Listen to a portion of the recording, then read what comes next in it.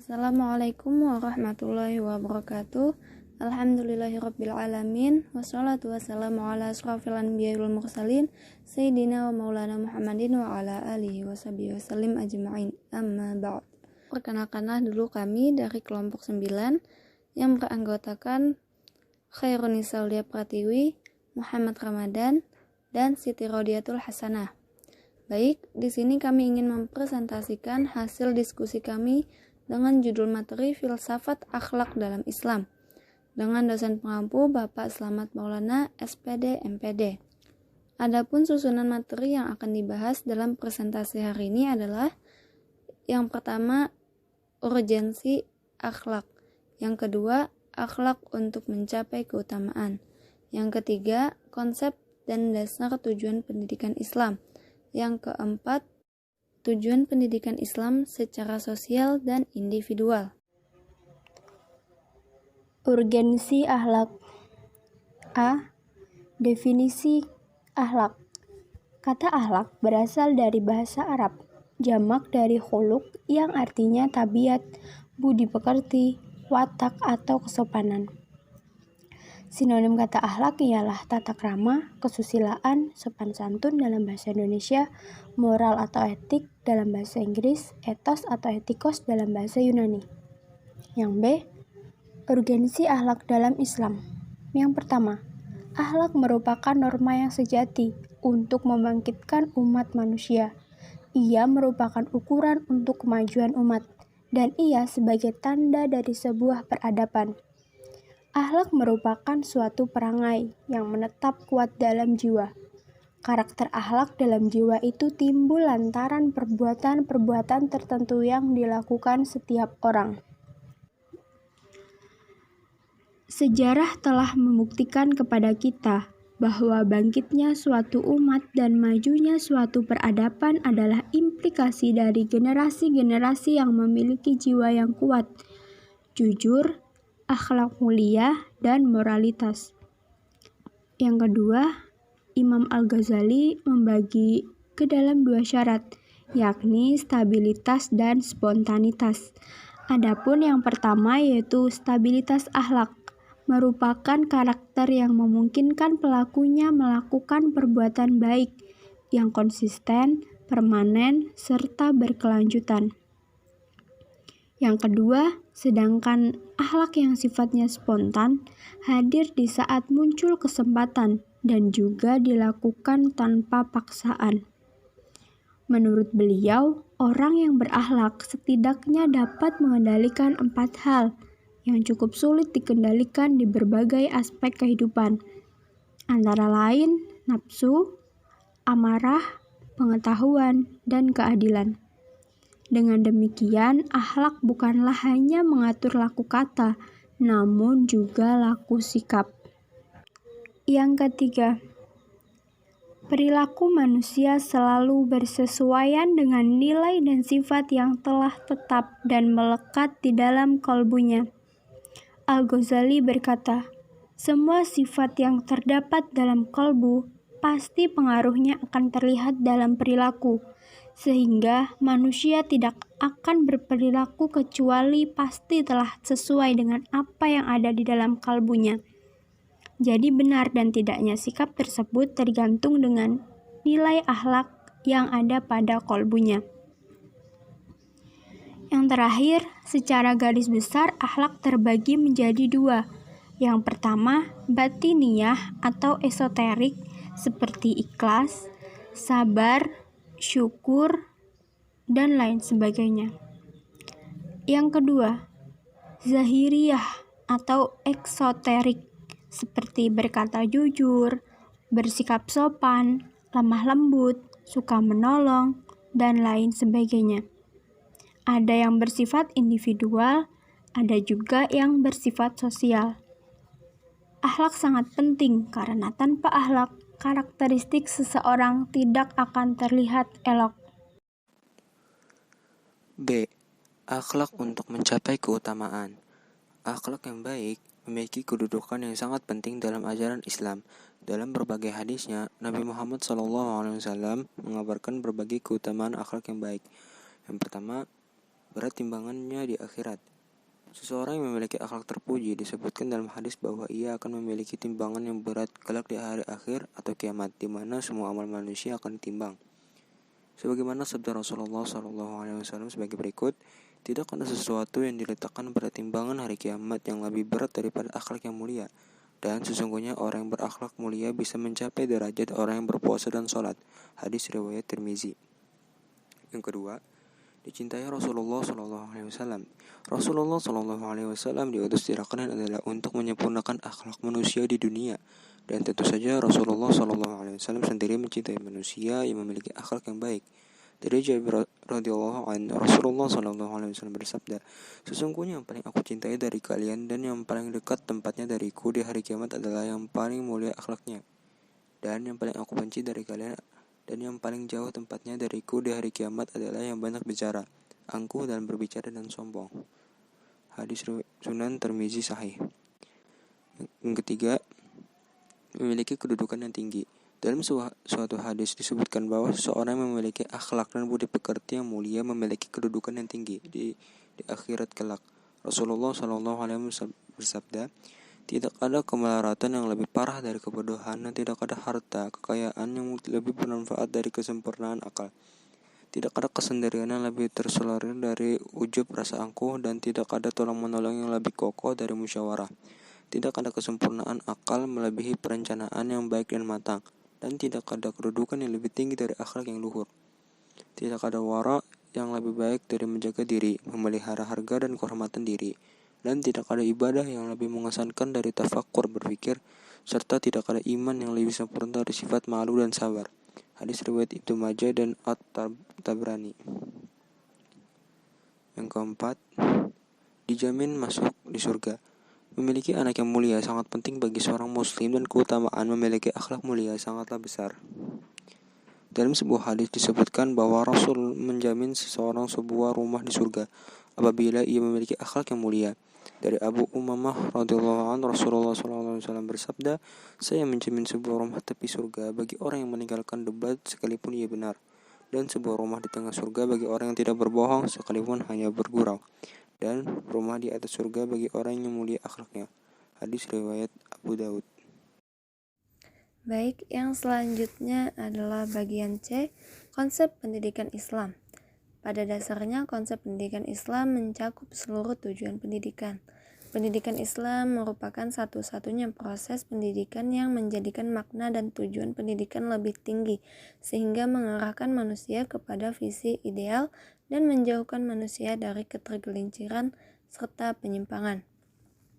Karena Islamlah pendidikan memiliki misi sebagai pelayan kemanusiaan dalam mewujudkan kebahagiaan individu dan masyarakat. Artinya, Islam berhasil mewujudkan tujuan pendidikan yang selama ini menjadi obsesi tokoh pendidikan Barat. Secara universal, Allah Subhanahu wa Ta'ala menyerukan kepada seluruh umat manusia agar masuk ke dalam Islam secara kafah atau menyeluruh.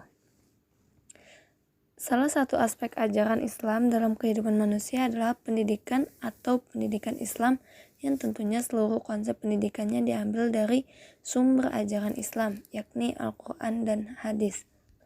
Ada beberapa hasil penalaran para ulama dalam konsep pendidikan Islam. Yang pertama, konsep pendidikan Islam tentang aktualisasi diri. Artinya, Islam telah menawarkan konsep pendidikan yang sesuai dengan kondisi seluruh umat manusia, baik kondisi sosialnya, psikologis, maupun kondisi lainnya yang mampu memenuhi tujuan aktualisasi diri manusia. Yang kedua, konsep pendidikan Islam tentang perkembangan. Artinya, pendidikan Islam meletakkan segala perkara dalam proses yang alamiah, memandang seluruh aspek perkembangan sebagai sarana dalam mewujudkan aspek ideal, yaitu penghambaan dan ketaatan kepada Allah Subhanahu wa Ta'ala serta keadilan dan syariat Allah dalam kehidupan sehari-hari. Dengan demikian, pendidikan Islam mencakup pemeliharaan seluruh aspek perkembangan, baik itu aspek material, spiritual, intelektual, perilaku sosial, dan apresiasi. Yang ketiga, konsep pendidikan Islam tentang perkembangan jasmani. Dalam hal ini, Rasulullah Shallallahu Alaihi Wasallam sendiri telah menganjurkan umat Islam untuk berolahraga, seperti berkuda, memanah, atau berenang. Artinya, pendidikan Islam pun memperhatikan masalah pengembangan fisik dan pelatihan anggota tubuh yang diarahkan untuk kebaikan manusia dan masyarakat. Yang keempat, konsep pendidikan Islam tentang perkembangan akal. Dalam Islam, akal merupakan potensi manusia yang sangat penting. Hal itulah yang membedakan manusia dengan makhluk ciptaan Allah yang lainnya dan yang menjadi dasar pemahaman dan kesempurnaan akal dalam rukun iman. Al-Quran telah menganjurkan penggunaan akal dalam merenungi tanda-tanda kebesaran Allah yang ada pada diri manusia atau yang ada pada alam semesta. Melalui Al-Quran pula lah manusia dianjurkan untuk mentafakuri penciptaan langit dan bumi serta mengambil hikmah dari penciptaan umat-umat terdahulu. Yang terakhir, ada konsep pendidikan Islam tentang perkembangan sosial. Menurut ahli sosiologi, pada prinsipnya manusia adalah Homo socius, yaitu makhluk yang berwatak dan berkemampuan dasar atau memiliki insting hidup bermasyarakat. Sebagai makhluk sosial, manusia harus memiliki tanggung jawab sosial yang diperlukan dalam pengembangan hubungan timbal balik atau interrelasi dan saling mempengaruhi antar sesama anggota masyarakat dalam kesatuan hidup mereka. Di antara insting manusia adalah adanya kecenderungan mempertahankan segala apa yang dimilikinya termasuk kebudayaan. D. Tujuan pendidikan Islam dalam sosial. Tujuan pendidikan Islam secara sosial ialah tujuan yang akan dicapai dengan semua kegiatan pendidikan, baik dengan pengajaran atau dengan cara lain. Tujuan itu meliputi seluruh aspek kemanusiaan yang meliputi sikap, tingkah laku, penampilan, kebiasaan, dan pandangan. Tujuan umum ini berbeda pada setiap tingkat umur, kecerdasan, situasi, dan kondisi. Dengan kerangka yang sama, bentuk insan kamil dengan pola takwa harus dapat tergambar pada pribadi seseorang yang sudah dididik walaupun dalam ukuran kecil dan mutu yang rendah. Sesuai dengan tingkat-tingkat tersebut, tujuan umum pendidikan Islam harus dikaitkan pula dengan tujuan pendidikan nasional negara tempat pendidikan Islam itu dilaksanakan dan harus dikaitkan pula dengan tujuan institusional lembaga yang menyelenggarakan pendidikan itu. Tujuan itu tidak dapat dicapai kecuali setelah melalui proses pengajaran, pengalaman, pembiasaan, penghayatan, dan keyakinan akan kebenarannya. Tahap-tahap dalam mencapai tujuan itu pada pendidikan formal dirumuskan dalam bentuk tujuan kurikuler yang selanjutnya dikembangkan dalam tujuan instruksional. Selain yang dikemukakan di atas, dimaksud dengan tujuan umum di sini yang lebih luas lagi adalah perubahan-perubahan yang tujuan ini hanya menyentuh hal-hal yang bersifat umum dari tujuan-tujuan pendidikan yang ingin dicapai. Akhir adalah tujuan pendidikan Islam secara individual. Idealitas tujuan dalam proses kependidikan Islam mengandung nilai-nilai Islami yang ingin dicapai dalam proses kependidikan, berdasarkan dengan ajaran Islam dan secara bertahap. Dengan demikian, tujuan pendidikan Islam merupakan penggambaran nilai-nilai Islam yang diwujudkan dalam pribadi peserta didik pada akhir dari proses pendidikan. Dengan kata lain, tujuan pendidikan Islam adalah perwujudan nilai-nilai Islami dalam pribadi peserta didik yang diperoleh dari pendidik Muslim melalui proses yang terfokus pada pencapaian hasil yang berkepribadian Islam, sehingga sanggup mengembangkan dirinya menjadi hamba Allah yang taat dan memiliki ilmu pengetahuan yang seimbang dengan dunia akhirat, sehingga terbentuklah manusia muslim paripurna yang berjiwa tawakal secara total kepada Allah Subhanahu wa Ta'ala, sebagaimana firman-Nya dalam Quran surah Al-An'am ayat 162 yang berbunyi, Bismillahirrahmanirrahim. Qul inna sholati wa nusuki wa mahyaya wa mamati lillahi rabbil alamin. Yang artinya, katakanlah Muhammad, sesungguhnya sholatku, ibadahku, hidupku, dan matiku hanyalah untuk Allah, Tuhan seluruh alam. Dengan demikian, tujuan pendidikan Islam sama luasnya dengan kebutuhan manusia modern masa kini dan masa yang akan datang. Karena manusia tidak hanya memerlukan iman atau agama, melainkan juga ilmu pengetahuan dan teknologi sebagai alat atau sebuah wasilah untuk memperoleh kesejahteraan hidup di dunia sebagai sarana untuk mencapai kehidupan yang bahagia di akhirat kelak. Berkaitan dengan tujuan pendidikan Islam, Muhammad Atiyah Al-Abrashi berpendapat bahwa yang pertama, tujuan pendidikan Islam adalah akhlak. Maksudnya di sini adalah pendidikan budi pekerti merupakan jiwa dari kependidikan Islam. Pendidikan budi pekerti dan akhlak adalah sebuah ruh atau jiwa pendidikan Islam. Dan tujuan pendidikan Islam yang sebenarnya adalah mencapai suatu akhlak yang sempurna.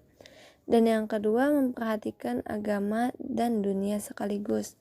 Artinya, ruang lingkup pendidikan Islam tidak hanya terbatas pada pendidikan agama dan tidak pula terbatas hanya pada dunia semata-mata. Demikianlah hasil presentasi dari kelompok kami. Semoga apa yang telah kami sampaikan dapat bermanfaat bagi kita semua. Salah dan khilafnya mohon maaf. Akhirul kalam, subhanakallahumma bihamdika asyhadu an la ilaha illa anta astaghfiruka wa atubu ilaik. Wassalamualaikum warahmatullahi wabarakatuh.